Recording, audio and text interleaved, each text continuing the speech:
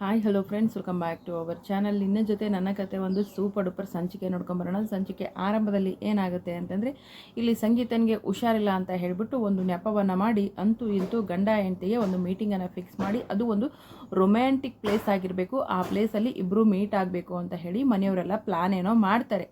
So ಈ ದೇವಯಾನಿ ಮತ್ತು ಅಂಜು ಸಿಕ್ಕಾಪಟ್ಟೆ ಒಳ್ಳೆಯವರಾಗ್ಬಿಟ್ಟಿದ್ದಾರೆ ಅಂತ ಅಂದ್ಕೊಂಡಿವಿ. ಯಾಕಂತಂದರೆ ಭೂಮಿ ಮುಂದೆ ದೊಡ್ಡ ದೊಡ್ಡದಾಗಿ ಭಾಷಣ ಬಗೆದಿರ್ತಾಳೆ ಯಾರು, ಈ ದೇವಯಾನಿ.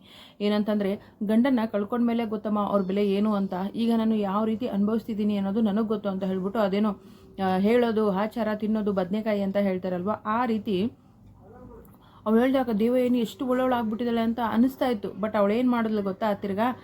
ಸೊ ಏನಂತಂದರೆ, ಅಲ್ಲೆಲ್ಲ ಆದಮೇಲೆ ಇವರಿಬ್ಬರು ಮೀಟಿಂಗ್ ಎಲ್ಲ ಫಿಕ್ಸ್ ಆದಮೇಲೆ ಮಾವ ನನಗೆ ಬಿಟ್ಬಿಡಿ ಅಂತ ಹೇಳ್ತಾರೆ. ನಮ್ಮ ಇವರು ಯಾರಪ್ಪ ಅಂತಂದರೆ ನಚ್ಚಿ ಅವರು ಒಂದು ರೊಮ್ಯಾಂಟಿಕ್ ಪ್ಲೇಸನ್ನು ಅವ್ರಿಗೋಸ್ಕರ ಇಬ್ಬರು ಒಂದಾಗಬೇಕು, ಇಬ್ಬರು ತಮ್ಮ ಮನಸ್ಸಿನ ಭಾವನೆಗಳನ್ನು ಹಂಚ್ಕೋಬೇಕು ಅಂತ ಹೇಳಿ ಒಂದು ಪ್ಲೇಸನ್ನು ಫಿಕ್ಸ್ ಮಾಡಿ ಅವರಿಗೆ ಒಂದು ಲೊಕೇಶನ್ ಕೂಡ ಶೇರ್ ಮಾಡ್ತೀವಿ ಅಂತ ಇಬ್ರಿಗೂ ಹೇಳಿರ್ತಾರೆ. ಸೊ ತಾಯಿಗೋಸ್ಕರ ಅವ್ರು ಒಪ್ಕೋತಾರೆ, ಅತ್ತೆಗೋಸ್ಕರ ಇವ್ರು ಒಪ್ಕೋತಾರೆ. ಸೊ ಈ ಮಧ್ಯದಲ್ಲಿ ಈ ದೇವಯಾನಿ ಏನಂತಂದರೆ, ಏನು ಮಾಮ್ ನಾವು ಅಂದ್ಕೊಂಡಂಗೆ ಆಯಿತು, ಈಗ ನೆಕ್ಸ್ಟ್ ಏನು ಮಾಡೋಣ ಅಂತ ಹೇಳಿದ ತಕ್ಷಣ, ಏನು ನಚ್ಚಿ ಲೊಕೇಶನ್ ಶೇರ್ ಮಾಡೋದನ್ನ ಅಂದ ತಕ್ಷಣ, ಹ್ಞೂ ಮಾಮ್ ಶೇರ್ ಮಾಡ್ದ, ಇವರಿಬ್ಬರು ಒಂದಾಗ್ಬಿಟ್ರೆ ಅಂತ ಕೇಳ್ತಾರೆ.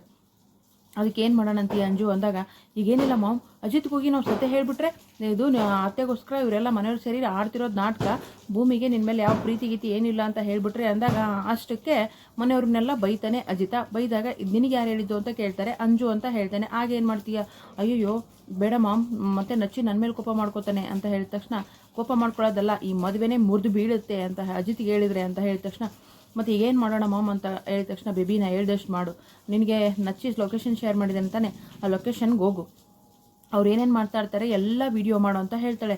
ಅಪ್ಪ ನಾವು ನೋಡಿದ್ರೆ ಎಷ್ಟು ಬದಲಾಗಿದ್ದಾಳೆ, ಗಂಡ ಕಳ್ಕೊಂಡವ್ರ ಸ್ಥಿತಿ ಏನು ಅಂತ ನನಗೆ ಗೊತ್ತು ಅಂತ ಹೇಳಿದ್ಲು. ಪಾಪ ಭೂಮಿಗೆ ಹೆಲ್ಪ್ ಮಾಡ್ತಾಳೆ ಅಂತ ಅಂದ್ಕೊಂಡ್ವಿ. ಅವಳದಲ್ಲಿ ಕ್ಯಾರೆಕ್ಟರ್ ಹೆಲ್ಪ್ ಮಾಡೋ ಕ್ಯಾರೆಕ್ಟ್ರಾ? ಖಂಡಿತ ಇಲ್ಲ, ಅದು ಸಾಧ್ಯನೇ ಇಲ್ಲ. ಸೊ ಮತ್ತೇನಾಗುತ್ತೆ ಅಂತಂದ್ರೆ, ಈ ಕಡೆ ಅಂಜುಗೂ ಹೇಳ್ತಾಳೆ. ಅಂಜು ಸರಿ ಮಾಮ್ ಅಂದಾಗ, ಅದರಿಂದ ಏನಾಗುತ್ತೆ ಮಾಮ್ ಅಂತ ಕೇಳ್ತಾಳೆ. ಏನಿಲ್ಲ, ಅವರು ಅದನ್ನು ರೆಕಾರ್ಡ್ ಮಾಡ್ಕೊ, ಅವರು ಯಾಕೆ ಜಗಳಾಡಿದ್ರು, ಎಲ್ಲಿಂದ ಜಗಳಾಡಿದ್ರು, ಎಲ್ಲಿಂದ ಜಗಳ ಪ್ರಾರಂಭವಾಯಿತು, ಮತ್ತು ಅದೆಲ್ಲ ಪ್ರತಿಯೊಂದೂ ರೆಕಾರ್ಡ್ ಆಗುತ್ತೆ, ಅದನ್ನು ಪ್ರೂಫ್ ಸಮೇತ ಬಂದು ತೋರಿಸಿದ್ರೆ ಇವ್ರದ್ದು ಕಾಂಟ್ರಾಕ್ಟ್ ಮದುವೆನ ಏನು ಅನ್ನೋದು ಗೊತ್ತಾಗುತ್ತೆ ಅಂತ ಹೇಳಿ ಈ ಥರ ಪ್ಲ್ಯಾನ್ ಮಾಡ್ತಾರೆ. ಓಕೆ ಮಾಮ್ ಅಂತ ಹೇಳ್ತಾಳೆ. ಈ ಕಡೆ ಮತ್ತೆ ಏನಂತಂದರೆ, ನಮ್ಮ ಸಂಗೀತಮ್ಮನವರು ಎದ್ದು ಬರ್ತಾರೆ. ಎದ್ದು ಬಂದು ಅವ್ರು ಮೊದಲೇ ಪಾಪ ಒಂಥರ ತಲೆನೋವು ಬಂದಿರುತ್ತೆ. ಸೊ ಮನೇಲಿ ಯಾರೂ ಕಾಣಿಸ್ತಿಲ್ವಲ್ಲ ಅಂತಾರೆ. ಎಲ್ಲರೂ ಇಲ್ಲೇ ಇದೀವಲ್ಲ ಸಂಗೀತ, ಯಾಕೆ ನಿನ್ನ ಕಣ್ಣು ಕಾಣಿಸ್ತಿಲ್ವಾ ಅಂತ ರಾಮಣ್ಣ ಅವ್ರು ಹೇಳ್ತಾರೆ. ಅಯ್ಯೋ ಆಗಲ್ಲ ನಾ ಹೇಳಿರೋದು, ಅದೇ ಅವ್ರ ಸೊಸೆ ಭೂಮಿ ಕಾಣ್ತಿಲ್ವಲ್ಲ ಅದಕ್ಕೆ ಹೇಳ್ತಿದ್ದಾರೆ ಅವರು ಅಂತ ಹೇಳಿ ನಮ್ಮ ಸತ್ಯಣ್ಣ ಹೇಳ್ತಾರೆ. ಹೌದು ಎಲ್ಲೋದ್ರು ಅಂದಾಗ, ಸಂಗೀತಮ್ಮ ನೀವೇನೋ ಬೇಜಾರು ಮಾಡ್ಕೋಬೇಡಿ, ನೀವಿಬ್ಬರು ಅಂತ ಗಂಡ ಹೆಂಡತಿ ಅವರು ಊಟಕ್ಕೆ ಹೋಗಿದ್ದಾರೆ, ಇನ್ನು ಭಾವಿ ಪತ್ನಿ ಸುತ್ತಾಡ್ಕೊಂಬರಕ್ಕೆ ಹೋಗಿದ್ದಾರೆ ಅಂತ ಹೇಳಿದ ತಕ್ಷಣ ಅದೇನೋ ಖುಷಿ.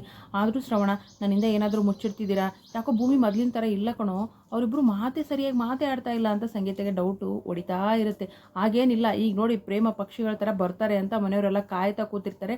ಇವರು ಅಲ್ಲಿಗೆ ಹೋಗ್ತಾರೆ ಇಬ್ಬರು ಲೊಕೇಶನ್ಗೆ. ಆ ಲೊಕೇಶನ್ ನೋಡ್ಬಿಟ್ಟು ಇಬ್ಬರು ಒಂದೊಂದು ಥರ ಅನ್ಕೋತಾರೆ. ಯಾವ ಥರ ಅಂತಂದರೆ, ನಾನು ಬರೆದಿರೋ ಲೆಟ್ರ್ ನೋಡ್ಬಿಟ್ಟು ಸಾಹೇಬ್ರಿಗೆ ನನ್ನ ಮೇಲೆ ಲವ್ ಆಗಿಬಿಟ್ಟು ಸತ್ಯಣ್ಣ ಚೆನ್ನಾಗಿ ಉಗಿದಿರಬೇಕು, ಅದಕ್ಕೆ ನನ್ನ ಹತ್ರ ಪ್ರಪೋಸ್ ಮಾಡೋಕ್ಕೆ ಬಂದಿದ್ದಾರಂತೆ ಭೂಮಿ ಅನ್ಕೋತಾಳೆ.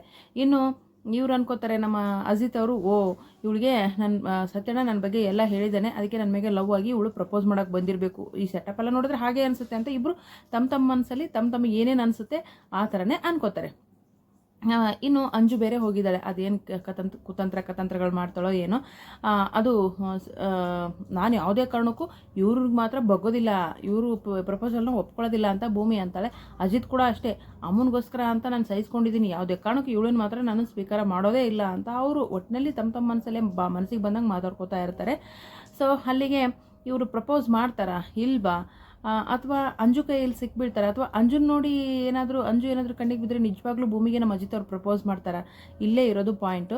ಏನಂತಂದರೆ, ಹಿಂದೇನಾಯಿತು ಅನ್ನೋದನ್ನು ಮರೆತು ಬಿಡೋಣ, ನಾವೀಗ ಇನ್ನೂ ಸ್ವಲ್ಪ ದಿನ ನೀನು ಹೆಂಡತಿಯಾಗಿ ಮುಂದುವರಿ ಅನ್ನೋದನ್ನು ಮಾತ್ರ ಹೇಳ್ತಾರೆ. ಮುಂದೆ ಏನಾಗ್ಬೋದು ಅನ್ನೋದನ್ನು ಮುಂದಿನ ಸಂಚಿಕೆಯಲ್ಲಿ ಕಾದು ನೋಡೋಣ. ವಿಡಿಯೋ